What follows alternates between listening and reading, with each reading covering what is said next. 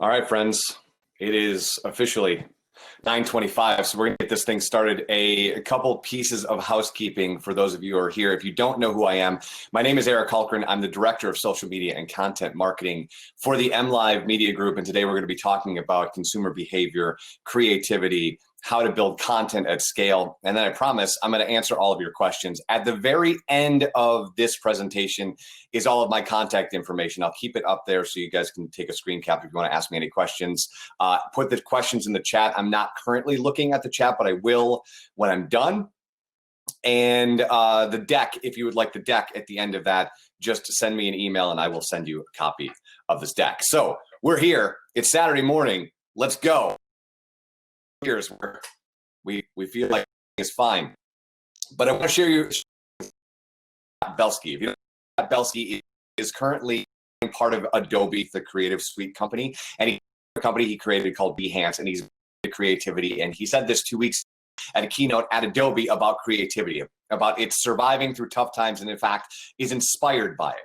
And one of the things that I heard yesterday in a lot of the talks, or one of the questions you heard, was, what's the temperature in the state of Michigan? When are we going back to normal? And I've got good news and I've got bad news. The bad news is we're not going back to normal. That's not how time works. Time goes forward. So we're moving into a new thing.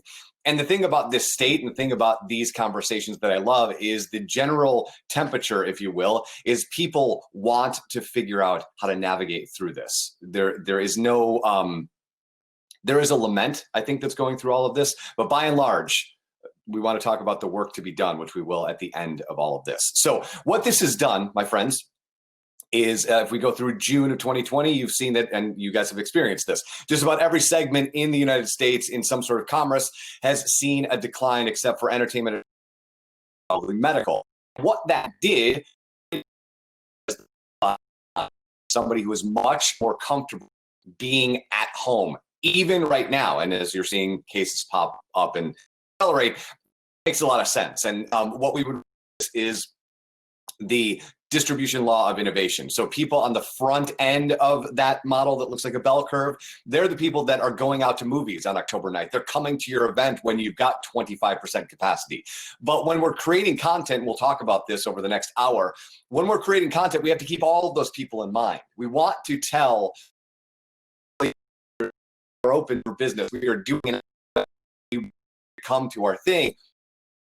We want to be empathetic towards the end of that bell curve, the laggards and the slower mass population that they're still waiting for some things.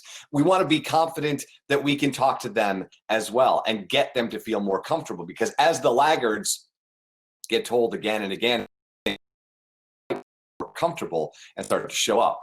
The other thing that happened during this in the last 9 months is we accelerated e-commerce a decade in 60 days. So you can hear the gentle slow people buying things online till 2019, where it's at 16%. And then in 2 months, it goes up to 28, 29, settles at 27%. So we did 2 months of work to accelerate e-commerce in 10 years, which means, long and short of it, digital is no longer a choice. And I heard a couple of the speakers say yesterday that this is not a thing that you can bow out of at this point. This has to be part of your overall campaign, your overall strategy, your overall way in which you're communicating with people, because they are online.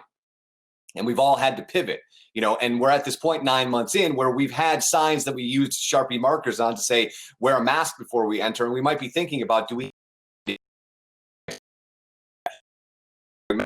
the signs a permanent feeling to them as opposed to something like this. And we don't know what day it is. You know, today is Saturday, and I only know that because my calendar told me it's Saturday and I needed to show up for this.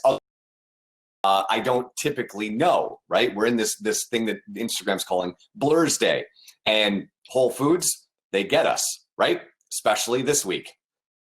But lots of things have changed. Amazon Prime, which was supposed to be in July, was moved to October 13th and 14th, and they saw a 61% increase year over year because, one, people are excited about Prime Days. Two, 40% of Americans have started their Christmas shopping before Halloween, which brings us to Walmart, Target, and Kohl's.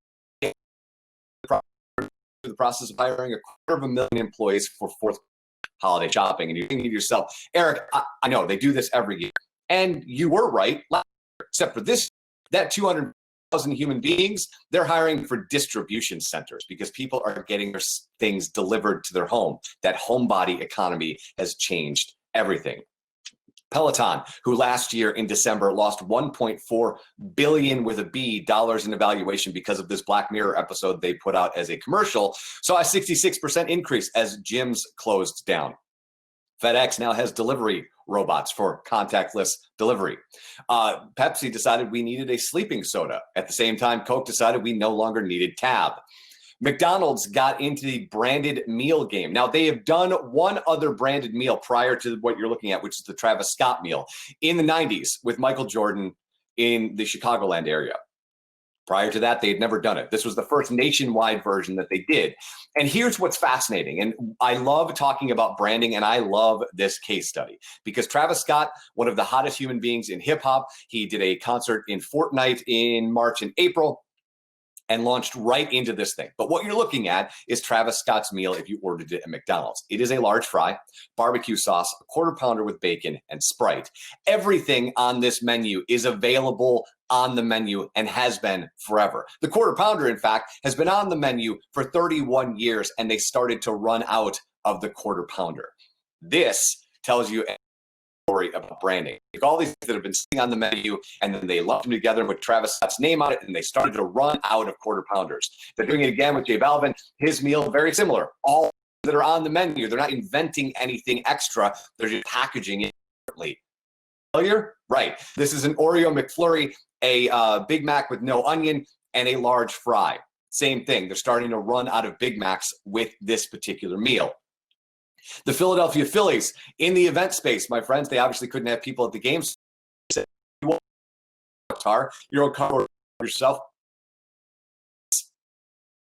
The extra mile. I love this story because every single got a hole put in it because it was hit by a home run. That player autographed it and sent it back to the person who was the avatar. So the little boy in the jersey or the grandmother next to him, they got it back with an autograph, which just builds that advocacy with your brand. They couldn't be there. They rooted for their team, and they got something cool. And we found out very quickly that sports without fans is not quite the same. If you go down to the bottom, you can see the NFL regular season, and this is all the way through mid-October, down 13%. Now, in numbers, in TV revenue, my friends, that's $1.95 billion they are losing because people aren't watching because the fans add an element to it, which I wanted to share with you because at the same time, we're losing $2 billion. It's hard to actually understand how important that first game was. The normalcy that you felt when the Lions took the field and then the Lions lost the game is very important. We want to be grounded in some sort of normalcy right now. You've heard it all yesterday. You'll hear it today, right? We're looking to go, you'll hear it. Can't wait till we go back. I can't wait till this is done. We want to think in a different direction, but we have to understand that normalcy, the minutes of normalcy that people can grab onto are very, very important. And it will be hard to actually comprehend as we're in it how important this single moment is with Breakout to ocean spray, right? TikTok taught us that you can make a star out of just about anything. You've got this Dogface 208. If you're not familiar with this story, so he was skateboarding and drinking his ocean spray, and it became a viral sensation. And it caused in the middle, some of you will know this is, maybe you won't, that's Mick Fleetwood from Fleetwood Mac. He joined TikTok just to do that video. On the far right, or at least my far right, is the CEO of Ocean Spray who joined TikTok just to do that video. And then they gave Dogface a truck so he didn't have to skateboard to work while drinking Ocean Spray. He could drive there. And so we're in this space, friends, where we can still have seemingly banal moments, just I'm riding to work drinking some ocean spray, that become big moments in cultural history, like this one. Now, we are in a moment, friends, where you don't want to do this.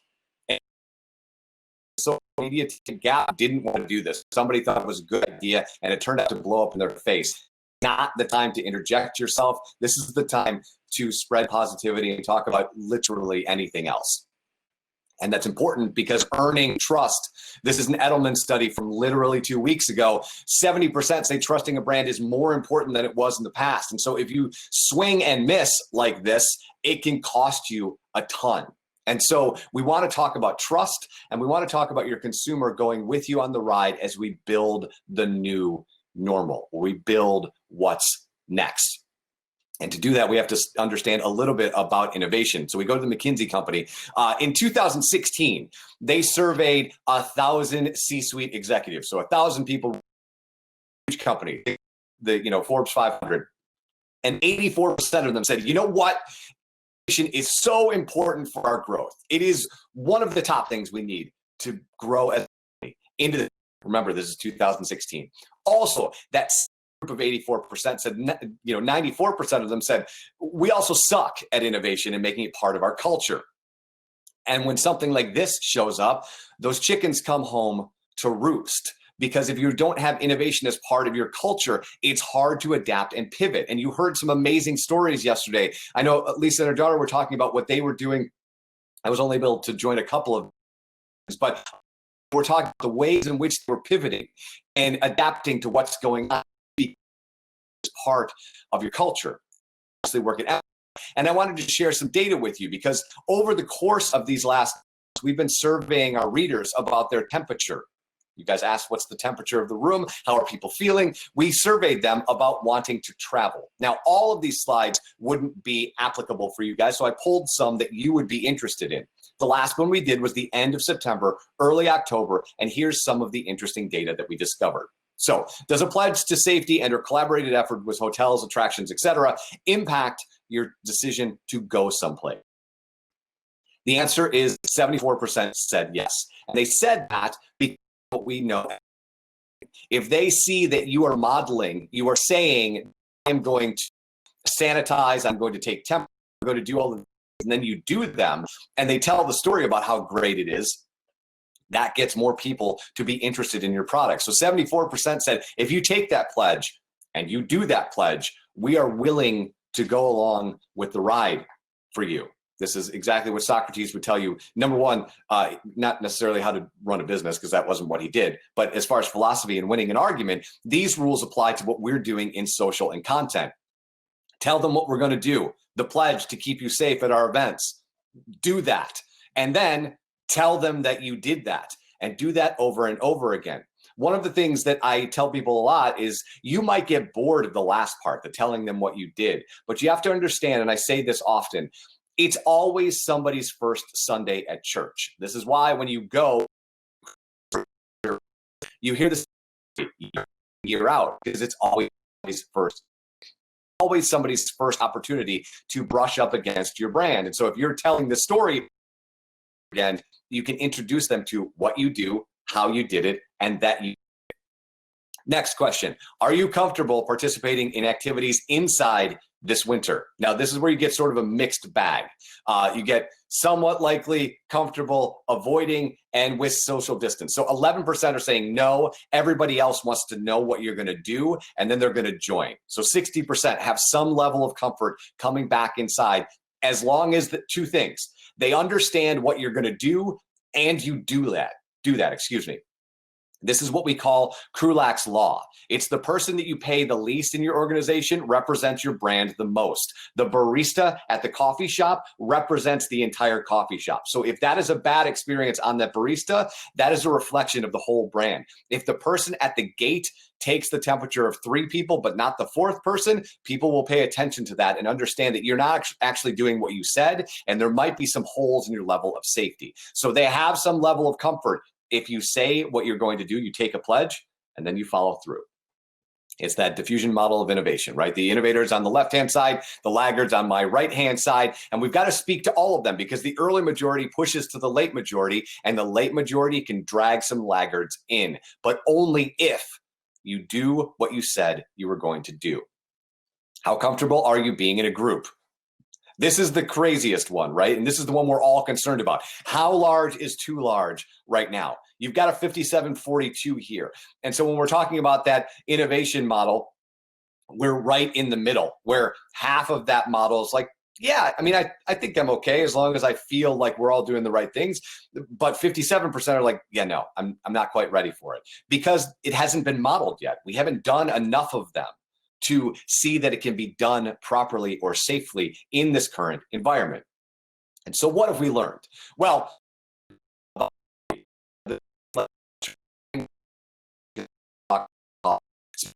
want to talk about a coffee brand in Michigan who, much like every consumer brand in March and April, took a bath. We're talking 38% down year over year. A bad, bad year. However, they had innovation.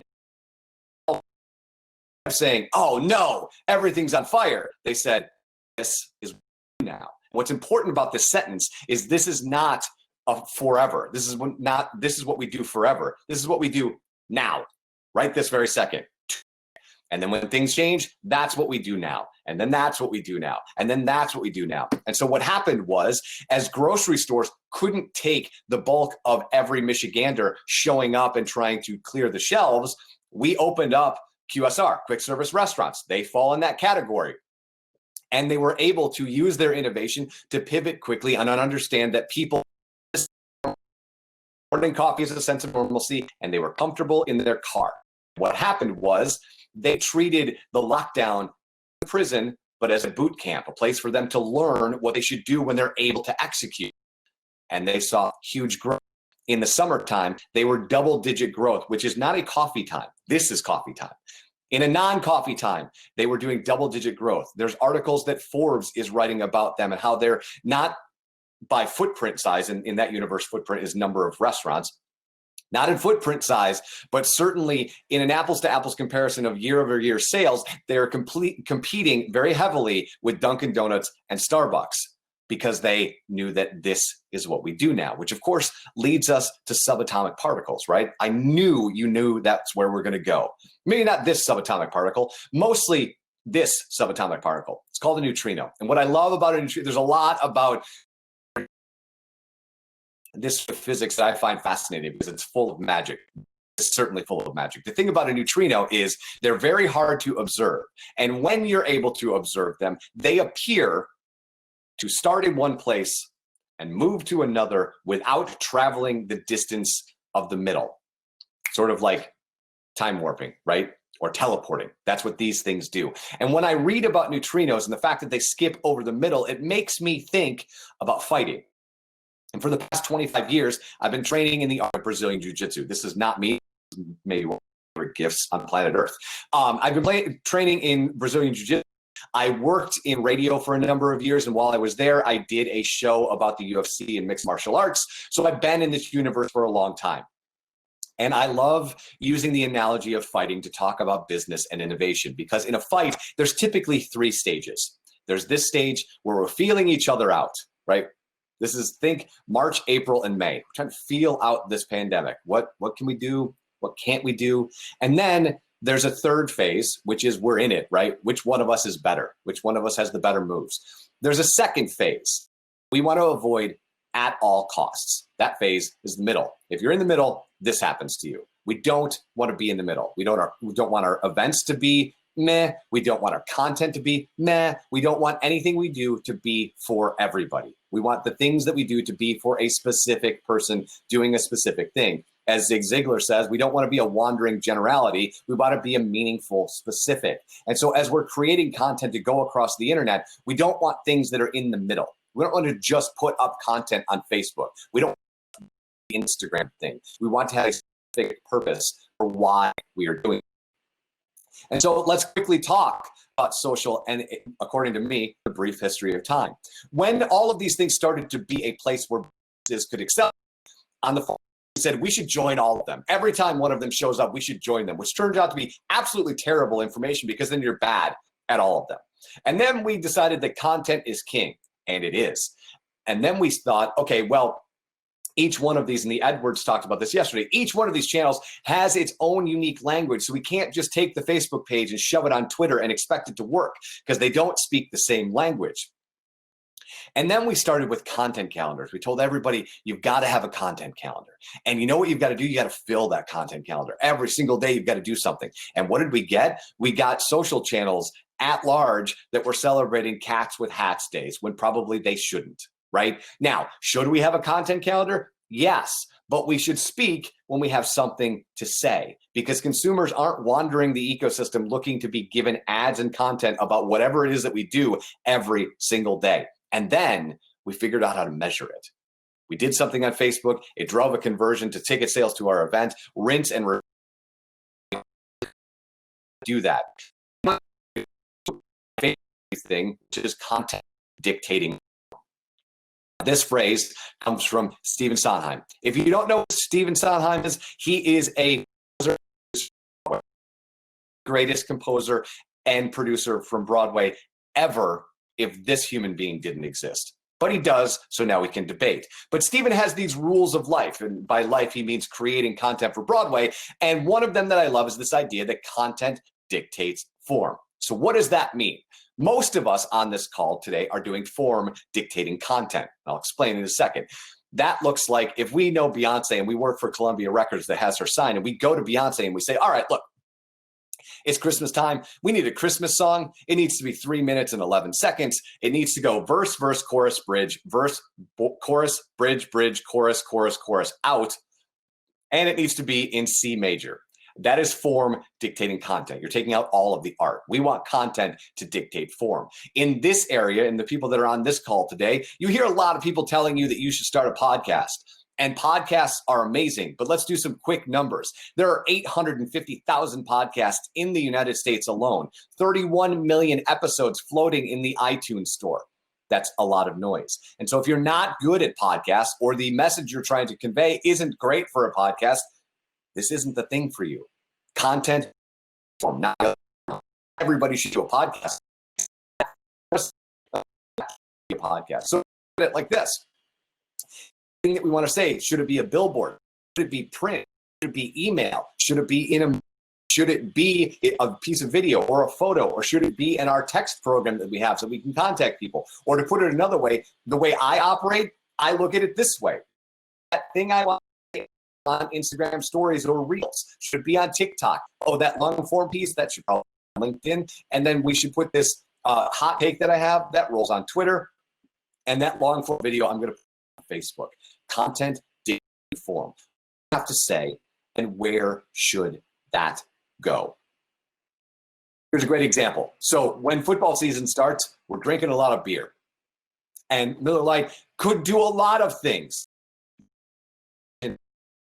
Just like this. They could just run something that looks like this today. But they decided that they had something to say. Content dictating form. So you get the Cantenna. And this is something that they put out for a couple of reasons. One, because it's highly Instagram. You got one of these things, you're taking a photo of it and sharing it, which we would call earned media. The other thing is it leans into nostalgia. It leans into retro. And right now, when everybody is talking about when do we go back to the way it was, that is a sign for you that consumers want nostalgia, they want tradition. And Miller Lite understood that, and you get the Cantenna. So when think about tradition and nostalgia and retro when you're creating your advertising, because these sorts of things are playing very well on the internet right now as we're heading into Thanksgiving and we're heading into Christmas and we're heading into Kwanzaa and we're heading into New Year's and we're heading into Hanukkah. You get a lot of people feeling a tradition, lots of traditions in this time. And so this is a chance for you to create content that leans into nostalgia and leans into tradition. And at the end of it, and you've heard a lot of people talking yesterday and some will talk today about your consumer wants to feel safe. They want to trust your brand. What do you do? What do you say? What do you solve for society? And what do you solve for me? We want to feel safe, and we're willing to do business with you. Which leads us to Clay Christensen's idea of the job to be done. This is a marketing philosophy that's one of my favorites, and it's a little bit different than most of the ones that you hear. The job to be done is simple. One, it allows me to use an elf GIF, and that's always a good thing. And two, it's this idea that people don't simply buy products or services. They hire you to make progress in a specific circumstance. If they want to hear live music, if like yesterday, Under the Radar guys, if they want to eat a corn dog, an elephant ear, and a slushie, guys, right? Your specific problem. And right now is to tell them what event you were in and in which way you're and how you're making them safe. One of the ways you can do that is make sure that your Google My Business page, if that's applicable to you, is up to date. Google is continually adding things that you can tell your consumer you do. Every single time somebody's looking for something to do, looking for something to buy, looking for somewhere to go, it starts with a search. And if it starts with a search, which is of course why the Federal Trade Commission is investigating them, but when it starts with a search, it starts with Google. It doesn't start with Bing, although you should probably leverage both of them. It starts with Google. And if it starts with Google and they go to your event or they go to your place of business and you don't have things outlined that everybody needs to wear masks, employees and our consumers, and if you're a restaurant or your name and how long you've been there, that stuff needs to be in your Google My Business so that when they search, they know what to expect. One of the problems as we navigate through this is that we have normalized what we do in a global pandemic. One of the stories I've been sharing is about 3 months ago, there was a donut shop up the street from our house, and they were looking for people to come in and buy donuts because obviously, like many restaurants and quick service, they want to continue to try and figure out how to eke out a living during all this. And so there's a giant sign in the window that says you must wear a mask in order to come in. So I come in and I'm one of 3 people in the restaurant, and the person behind the counter and the person who's currently buying donuts, neither of them have masks on. And when they see me come in, they sort of roll their eyes and go, oh, one of those masked people. Right? And so the guy who's buying the donuts leaves, and the person behind the counter sees that I still have my mask on, and so she begrudgingly puts one on. That creates some dissonance between the customer and the experience. I was told masks are required, and then you don't really mean it. So when you're doing Google My Business, make sure that you're putting on there what you're doing and what people can expect. And then we're creating content during this time. Why are we doing it? Again, we're not doing content calendars to do 31 posts because that's how many days there are in the month. We have something to say. And why are we doing it? And what do we want it to do? When we put that video up, what do we want it to do? If you're putting up a recap video of what you did in 2019 because you're ready for 2021, what are we doing? Are we building an audience around people who watch that so we can send them pre-sale codes to buy for our event in 2021? What do we want that piece of content to do? Because we don't just do social because it's the thing that people talk about. We do it for a specific purpose. And we know that when we put up videos on our page, they perform better than static images, or vice versa. Or when our CEO or our president says a 50-second statement, that thing goes on LinkedIn, but doesn't do very well on Instagram. So let's take it off Instagram and put it on LinkedIn. How are we going to measure it? And there's a lot of great new tools that you can play with. The Creator Studio for Facebook now merges your Instagram and Facebook page into one place with your business manager. So you can see all of your ads and all of your content in one place, which is awesome. The other thing that they allow you to do is organic video. And what that does is allow you to put, there's a sizzle reel for this event, the Michigan events, right? And they want to, this is how exciting this thing that we did was. Well, the ability to test organic video will allow you to change thumbnails. So we could test 5 different thumbnails for the image that people see when they're scrolling through their phone. We could test 5 different headlines, right? See how events are going to evolve in 2021 or whatever. The 5 of those we could put up, and 5 different text blocks explaining what's in this sizzle reel. And what Facebook will do is it won't put it on your page. So it won't be living on your page yet. It will put it out to your users, and it will test it for 10 minutes and find out which one of these, which thumbnail, which headline, which text performs better. And so when you put it on your page organically, it will automatically do better because you've tested it. That's stupendous. That's awesome. They're also starting to roll out public groups. And what is different than the current groups on Facebook, if you can't necessarily, and I don't actually need you to read the slide, that's sort of my job to do. What the difference is a public group now apparently can live outside of Facebook. So you can serve ads in the internet at large to drive people into your groups. And you can change membership so you don't have to approve everybody anymore. So this will start rolling out. Some of you on this call might have already had the access to it. It will ask you if you have a group page, do you want to change it to a public group? And then you can start, you've been able to advertise in groups for about 6 or 7 months. This will allow you apparently to advertise outside of the Facebook ecosystem, which is very cool if you're trying to grow a group page. And then YouTube. One of the most interesting things I've read this week is that many YouTubers, a mass majority of YouTubers, are getting more views and more conversions off smart TVs. So we aren't watching YouTube here, and we're not watching YouTube on our desktop. We're now watching it in our living room at a level that is worth measuring. So as we have to change to adapt to that. So what are we doing on YouTube, and how are we serving content that in their living room?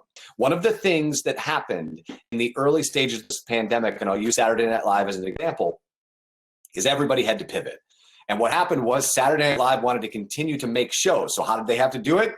With a phone. So they shot episodes on iPhones and put them on TV. And what that did, my friends, is flattened content for everybody. It made it so that broadcast TV wasn't so special. Because when you went to YouTube, the iPhone video of the Tom Hanks monologue is right next to the video of me teaching you how to cook a cake, right? Bake a cake, technically. Those two things are together. So in the consumer's eye, they're the same thing.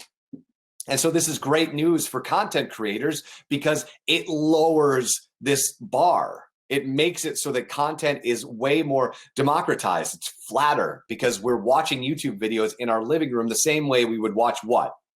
Broadcast television. And so pay attention to that trend as video becomes more ubiquitous as we go on through this year and certainly into next year. And think about what content you can make to put it in people's living rooms. And when we think about, this is from a month ago. I bet this probably changes a little bit given that there are two forms of people, TikTok and YouTube, because they have a little bit more control over what they view there and less tribalism happens in those spaces.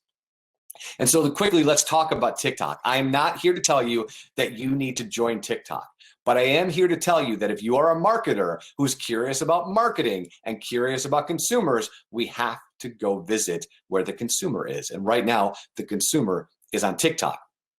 They're spending 80 minutes a day on TikTok. In fact, TikTok is the most downloaded free app in the history of smartphones. I'll say that one more time. TikTok is the most downloaded free app in the history of smartphones. Some context for you. In December of last year, and I might have told you guys this the last time I spoke to you, it was a 2 to 3% conversion rate. There was 2 to 3% of Americans that were using TikTok. That number in the middle of the pandemic is 38%. 38% of the country is on TikTok. That's incredible growth. When a consumer raises their hand and tells you where they are, it's worth going to check it out. And you know it's worth checking it out because every other TikTok to Instagram Reels, which is just Instagram's version of TikTok. YouTube is doing their own version of stories or Reels or TikToks, whatever you want to give it to. And of course, LinkedIn. There's a couple changes to LinkedIn. The last one I'll show you will be of no surprise. They also are doing this as if we needed stories on LinkedIn. But they rolled out a couple new things for followers. So if you have a corporate page on LinkedIn, you can now see a little bit more information about your followers. Specifically, what are your followers reading about and interacting, which will allow you to know what they're talking about so that you can create content that they're interested in to have them come back. If you have a large enough company, 200 people or more on LinkedIn, they have this My Company page. It's not rendering very well today, but you get the gist of it. It's an entirely different interface for employees than what everybody else on LinkedIn sees for your company page. It shows what the company is with, which will show you kind of the temperature of the culture. What are they reading? What are they sharing on LinkedIn? Anniversaries, milestones, and birthdays, and will allow companies to bring together a little bit more the experience of being a company while not being in the same place. Now, you might have this on Slack, you might have this on Teams, you might have this on Basecamp or some other platform that you're using, but LinkedIn is hoping that people will also add this as part of their repertoire. And like I said, They've made some really cool updates. This is my favorite one, is finally, and I mean finally, this is a silly thing that they should have added a long time ago. You can now from InMail jump to a video conference call, which you couldn't do a month and a half ago. So this is an awesome update if you want to start a conversation with somebody. There was a lot of conversations, I don't know if there's any today, but there were a lot of conversations yesterday about sponsorship and pitching. This is a great way to just jump on a call and do a video call right as you've got their attention through LinkedIn and through InMail. And then, like I said, LinkedIn stories, which no one really cares about. But again, as a marketer, there's a couple rules about using these platforms. And when a platform rolls out a new feature, we want to use it. Why? Because there's more organic reach when they have a new thing out there, because they want you to use it. They want to normalize it. LinkedIn wants you to use stories. So we play in that space because we can get attention there. Instagram wants you to use Reels. So we play in that space, even if we're taking our TikToks and moving them to Reels, just because we know it's going to go further than it normally would, because they want Reels to work. And lastly, I want to talk about ideas, because I feel like it doesn't get spoken about enough. So where do ideas come from? When we're in stress, ideas don't come very naturally. But one of the places that ideas come from, and if you think about it, where was the last place you had a great idea? It's likely it's either on a run or someplace like the shower. And why is that? Well, the shower specifically because your body is relaxed and you're not interacting with technology probably. And when your body is relaxed, it allows your brain to do some different things. And your brain's like, I've had this idea, you just haven't given me a chance to relax so that I can move in front of your head so you could get, because by and large, we're trapped in a fight or flight, like a global and trying to keep our businesses open. This is what your brain is doing. Your brain does the same thing when you're checking email or LinkedIn or Twitter or Instagram over and over and over again. It's just a loop, and it can't get out of the loop. And if it can't get out of the loop, there's no new inputs that are rolling into it because it's stuck in this addiction to the dopamine hit of getting a notification or an interaction, when really it wants something like this. And it can't do that if we're doing this all the time. And so I want to talk to you a little bit about this idea of a digital Sabbath. And I might have said this to you a year ago, but now more than ever, it bears repeating. And so when I was working in radio, that was a 24/7. It was affecting my relationship with my wife, and going well, we need to change. So what I did is I quit that job and I came to Mlive. And one of the things I wanted to do as I came to Mlive, and I had a 2-year-old daughter, is I wanted to spend more family time. That was the point of the move. And so my wife and I, who both work in marketing, decided that from 5 to 8 each night, we were going to put these in a drawer and not touch them.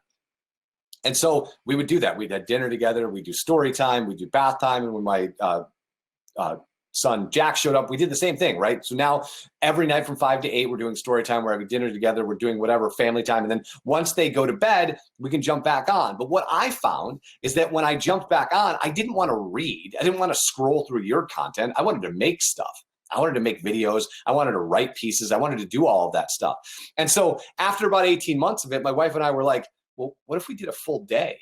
And so depending on schedule, if our kids have practice for a sport or a birthday party or whatever, we'll pick one day a weekend where we will do a digital Sabbath. For me, it's not today because I'm doing this. It will be tomorrow, where I will not touch the phone from sunup to sundown, 24 hours of not touching it. And what that does is it rewires your brain and allows you to think about things differently and will allow you to problem solve more effectively, and will put you in a state where you're open to new ideas. And so as this pressure is mounting on all of us, and specifically you guys, I have so much empathy for you right now, it's hard for me to even quantify it. But as that's beating down on you, one of the best things you can do is unplug. And maybe you can't do 24 hours, but maybe you could do 45 minutes. Maybe you could do an hour. Maybe you could do 2 hours. And if you create some sort of discipline of doing that for 2 hours, you might see the way that your brain operates and how you're navigating through this, and might into new ideas or looking at a problem differently. And so I want to end by saying we spend so much time. In fact, we're spending 70% more time on these devices this year than we did last year. So something like this can become a game changer. time to answer questions, and I want to leave you my contact information. So I'm going to leave this up here for a second, and then I'm going to close it out so that you can take a platforms and find me, and I will answer all your questions. So I'm going to leave this up for 10 seconds, so take a screen cap of it, and then I want to turn this off so I can at least virtually see you guys and answer all of your questions. So we'll sit here for a second. I'll take a sip of coffee, you take a screen cap, and I'll be with you in a second.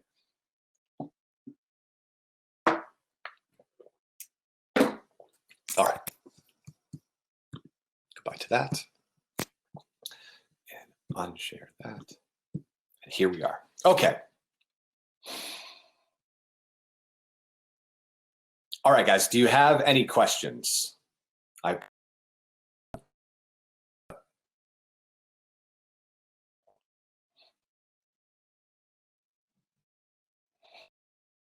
The sessions were broken.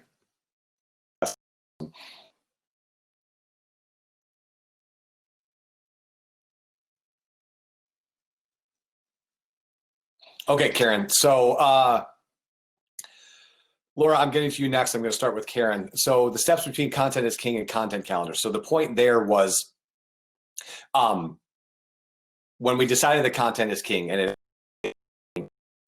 how you want to phrase it, but consumers want content, and what brands have found, I'm sure you guys have found this, we have certainly found this, is that when everything closes down and you can't just call up a videographer to go do a video or a photographer to do a photo shoot, you go, man, I wish I had more. And so we know that that's a thing that we need to make. And then the next step was, I was talking about every single one of these platforms has its own language. So you can't just take that content from Facebook and shove it to Twitter and expect it to work. You've got to pivot it, adapt it, and change it so it works on a platform like that. And then content calendars, as you said, like, it's important to measure, to not only measure what you put out there, but measure when you did it. So content calendars are vital for understanding when you posted something. But what I'm saying and pushing against is this idea that you need to post every day because you might not have something interesting.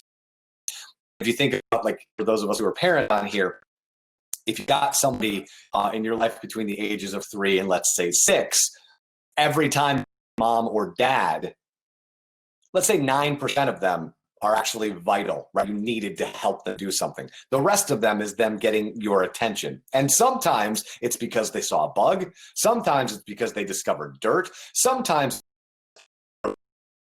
look at that. But every time it's like, it's you just being free.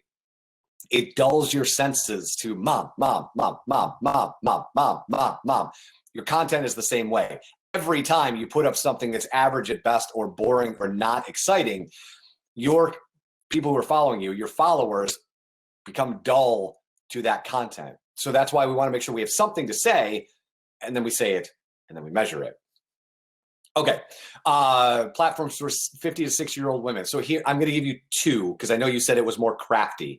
And so typically for this age group, I would say Facebook by a country mile, right? And specifically, Laura, I don't know what you do, but I would think about groups as well, if that's useful. So kind of take them out of the prairie that is Facebook and kind of get them into a village so that you can kind of build a community there. The other thing I might say is Pinterest, because that's another place where you can see huge growth. And that's a place where lots of consumers are going because it feels safe. And right, there's not a lot of tribalism in Pinterest, unless you're arguing about ways in which you knit, right? But even then, my point is, like, those would be the 2 I would say, because I think it's if you haven't done this yet, I think it's difficult to grow an audience on Instagram, especially in the natural feed at this point, if you haven't done it and don't have a budget, where I think with groups on Facebook or Pinterest for 50 to 60-year-old women, I think that is absolutely, for some data to back that up, Laura, I think the median age on Facebook right now is like 46. So you're right there with where people would be.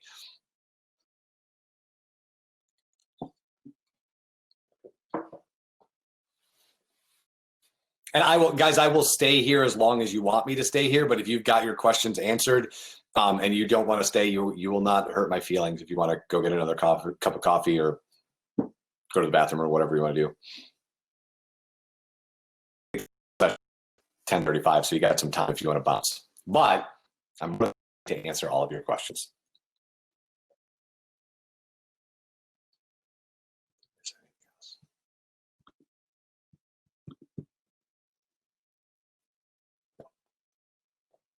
Thank you, Nancy.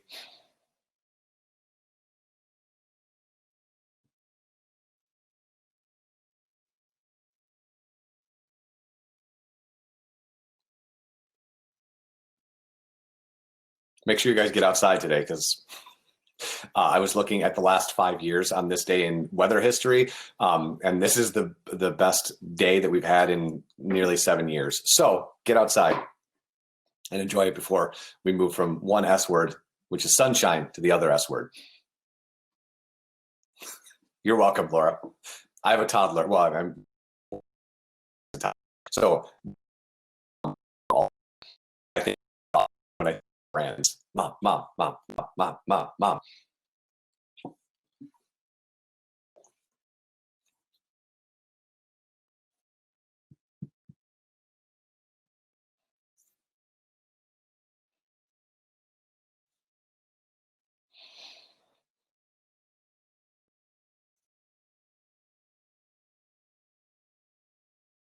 Oh, and lastly, for the 5 of you that are there, because I didn't repeat this, if you want anything from the deck, don't hesitate to reach out. I'll make sure I put my email in here. I will just email you the whole deck if there's something that you want the whole thing, or there's data you want to look at, whatever you want.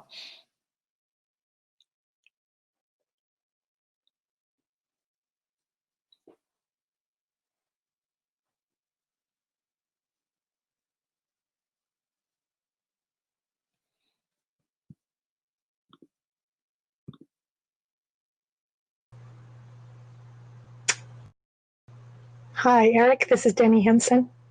Hi, how are you?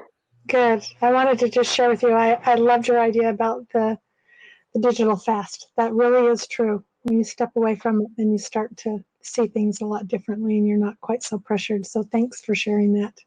My pleasure. It's been an absolute game changer for us. So. Yep, I believe it. And thanks for your presentation. It was good. Well, thank you. Thank you for jumping on. I love this. This is way better than the texting thing. If anyone wants to jump in, please do that.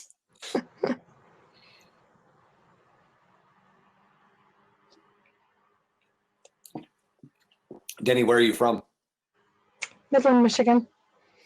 And so what is to this? What do you do? We have a web and mobile application that is unique in the way it presents and helps people become aware of events. Awesome. So we Very have cool. a booth. So invite you to come and visit us at our booth. I will totally do that. Thank you for the invite. Yeah. Where are you located? I am located in Grand Rapids, but cover the entire state. So, I mean, I'm obviously not doing much traveling these days, but I've done some. So. Okay. Great. We're not that far away then. Not at all. Not at all. I was laughing. Saw yesterday online that the Bavarian Inn in Frankenmuth is offering Thanksgiving. So they're like thing together, and I wife this morning. I'm like, this is what we're doing. We're driving to Frankenmuth to get Thanksgiving dinner because, yeah. So if you guys are looking for Thanksgiving plans, I can't recommend the Bavarian Inn. I mean, if what they can do for chicken, they can do for turkey. I don't know why you wouldn't do that.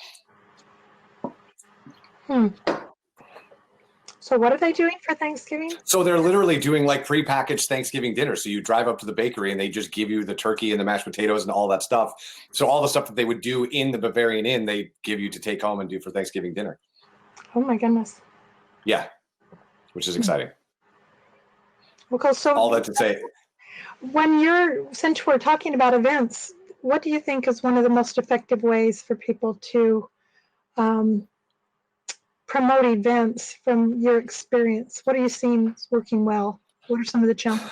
So virtually, I think the thing that works virtually that I've been seeing has to be cost. You've got these free events, people just sign up and they don't show up, right?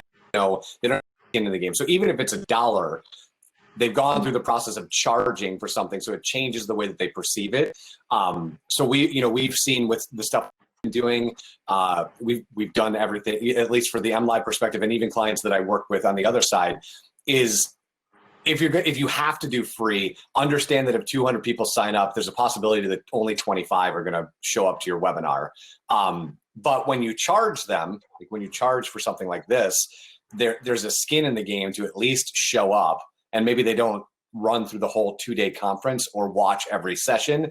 But I would say if you could charge them even $5, it changes their brain that they went, oh, I mean, I paid for that, so I should at least check into the event that you're doing. As far as like physical events, quite honestly, I haven't seen enough of them in the last 9 months executing that I could even give you a point of contact. I mean, there's a place here in town that's been doing some concerts, but I haven't seen anybody doing it that I could give you any sort of insight in on what worked for them or what didn't. In terms of digital marketing, though, what is would you say is one of the highest options for success? So I would, yeah. So again, it depends on the audience, Denny, but I would say if you're just asking me from a 10,000 foot view, this is the first year that Facebook has seen any growth in the last 4. They haven't had new users in the United States in 4 years, and they do now. So there's obviously attention there. When you go to Facebook, though, especially in a week like this, it's a bit of a crapshoot. So there's a lot of people there. There's a lot of interaction there, but you have to go in knowing that you might have to moderate, and I know the Edwards were talking about this yesterday. You might have to moderate a lot of that stuff more than you would just because of the temperature on that platform, which is why I might say, depending on what you're doing, if you're doing anything that leans even slightly B2B, LinkedIn is a great place to get people's attention and start conversations about events. We just did a cannabis event. So talking about, business insiders in cannabis for Michigan, and we got most of our conversions off of LinkedIn. Oh, wow. In part, it's because allow any sort of cannabis on their platform.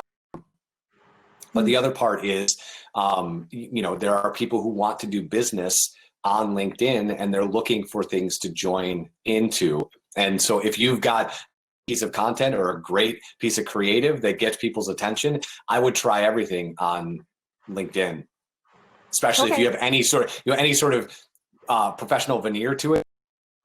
Like I said, between what they're doing in stories and just in general, you go a lot further organically than you do on LinkedIn. I'll give you one quick stat and then I'll let you get on with your day. On average, there's 3 billion impressions and only 3 million pieces of content made every 30 days. So that's a huge disparity of people who are looking versus people who are making. And so 150 people are going to see it. And depending on what event you have, that might be enough, Yeah. Okay. I mean, like the crazy story, Denny, and then I'll let you go. I saw the ad in dinner. That's where I found it. Oh, okay. So even linked, even the Bavarian Inn who makes chicken is going. I mean, there are busy people on LinkedIn who want to do an amazing turkey dinner. Here you go. Perfect. So, well, that's a good tip. That's good to know. And play with the stories too, because again, the organic reach on stories is awesome. So. Okay, great. Wonderful. All right, my friend. Well, thank you so much. Appreciate it. You got it. Be well. Nice to meet you. Nice to meet you.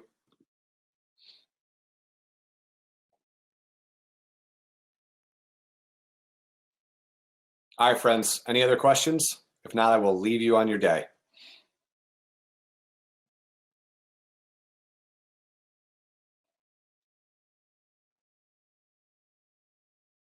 Awesome. Motown friends, you're always a joy to work with. Have a great weekend, guys. Take care.